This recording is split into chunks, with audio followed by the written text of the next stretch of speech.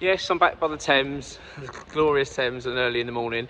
I was supposed to be doing a video last night, but yeah, it was held up, so I wasn't able to. So hence why I've sort of had to do this a little bit, a little bit rogue, a little bit off-road this morning. So yeah, we'll be doing one a bit later. I want to talk about the striker situation.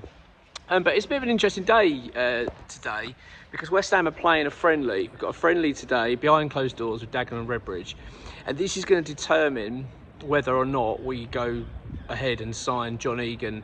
Look, I imagine it's only for a season. I don't know the full extent of the contract they're talking about with the former Sheffield United defender. He is now the front runner to be coming into the club as the sort of fourth choice defender. I'm really mixed minds about this, really mixed minds. I'm not sold, I've got to be honest. The reason being, right, my gripe with this is that I would rather see Caelan Casey be brought in as the fourth choice personally. I think if you've got such high expectations for a player that's already made his Premier League debut, let's not forget, for during last season under David Moyes, why not give him that opportunity? I mean, I understand Lopetegui might have reservations. I understand that there might be concerns, and they want that just extra layer of protection, but it just does feel like it's a little bit unnecessary for me, this signing. Of course, we were linked with Mats Hummels. He's now gone to Roma, which would have been far too expensive anyway. I didn't really see that one coming off.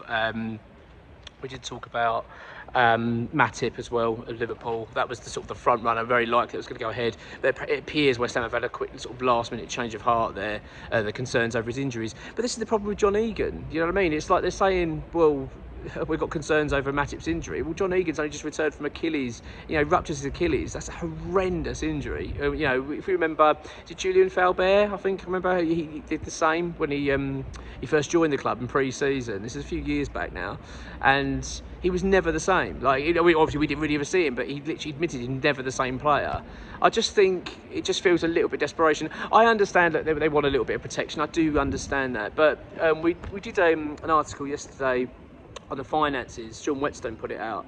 West Ham are in a pretty good position when it comes to player wages. I mean, we've actually got about 77 grand, I think, per week sideline now, less than what we were paying last season. So it does feel like we're in a strong position. So I understand there is, we have got the money there, but it just feels a little bit like we're just getting anybody in. But I don't want to ever go at the player. Look, John Egan could come in and could have an amazing impact to the club, couldn't he? Like a Craig Dawson kind of impact or whatever. But yeah, I'm just not sold on this at the moment. But anyway, news is that he's having a behind the closed doors friendly today against Dagenham and Redbridge. The fallout of that, if he comes through the game, he looks all right, then they might look at them signing him on a short-term deal. It could be a really wise move by the club, but as I say, I just feel a little bit after the players like when you've got Caelan Casey, as I said, it's already made his Premier League debut. It doesn't send the best message, does it? When you're saying, well, we're just going to bring anybody in just as a full choice, as if you're just not good enough.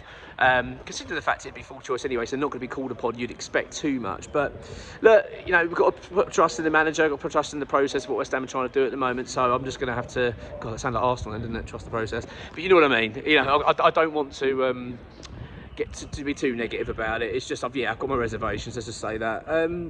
So yeah, that's happening today. So fallout of that game will determine West Ham will go ahead with that. By the way, we have been told though that no decision has been made, that they are still weighing it up. It does feel like, from what we're understanding, this is more of a Julian Lopetegui push to bring a fourth choice defender in. I think the likes of Steidton, even the owners, etc., aren't that fast. They feel like we've got enough here. But let's wait and see. I suppose they've got to back the manager, haven't they? And well, head coach, whatever, in terms of what he wants. But let's wait and see how this one pans out. But at the moment, as it stands, John Egan's looking likely to be coming in, obviously, as long as he comes through the friendly without breaking his leg or something.